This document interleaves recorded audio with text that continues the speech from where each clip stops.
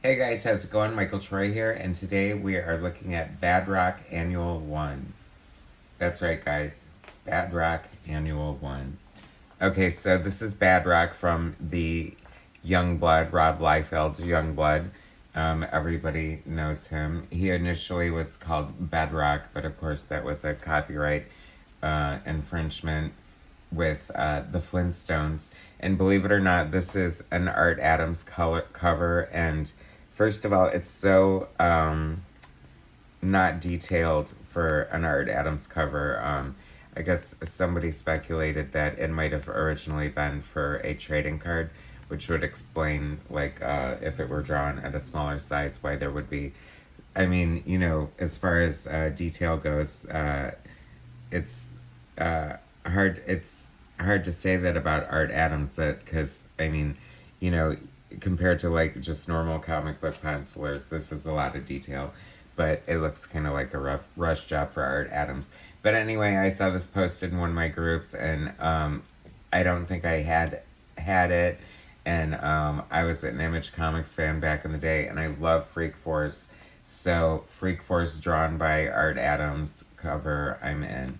So anyway, and it does get better. Well, not better, but it uh, come to find out, it is also penciled by Todd Nauck.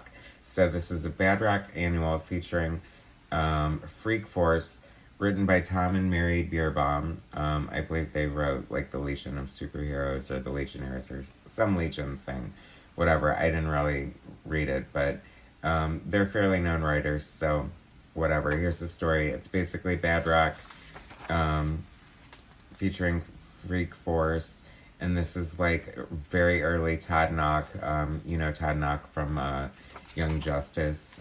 He has a very cartoony style. In the beginning here, when he was working for Extreme Studios for Rob Liefeld, he had a very similar style to Rob Liefeld, and I'm telling you guys, it's pretty rough, but it's fun. You can see his potential. I'm a fan of Todd Knox, especially what he would go on to do with Young Justice. But it's always fun to see like artists' early work and where they started out and how they developed. You know,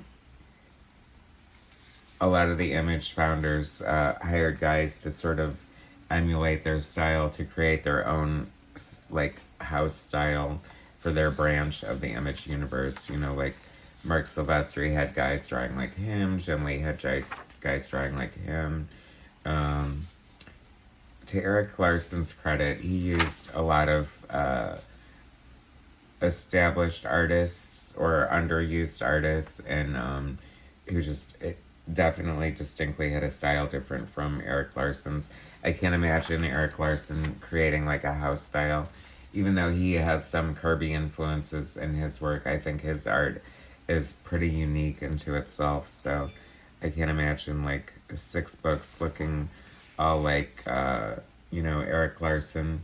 I don't think he would want that. He's a great appreciator of comic book art, and we had fun art on all his limited series, and his Freak Force spinoffs. So I'm glad that like this story was just kind of stupid, as you can imagine.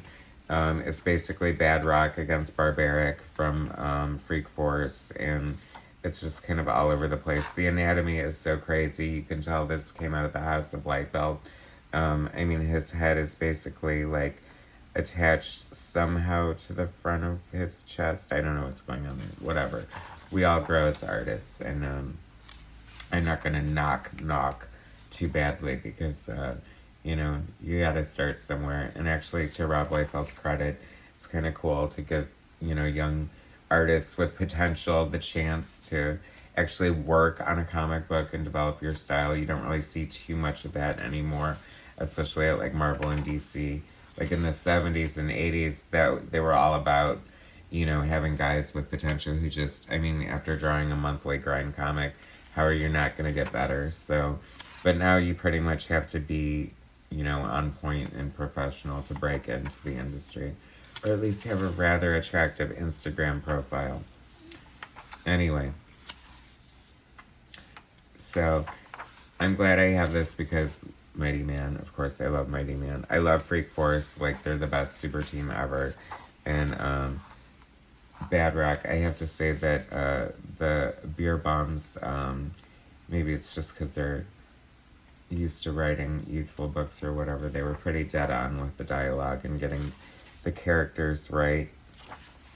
Um, the story is just like so cheesy that it could take place in like 5 pages, but it's a double-sized annual. Anyway, some preview for Stephen Platt Prophet. I gotta dig that out because that is like some killer major art. If that is, and that is also coming out of the House of Liefeld. So, you know, it's a haven for artists.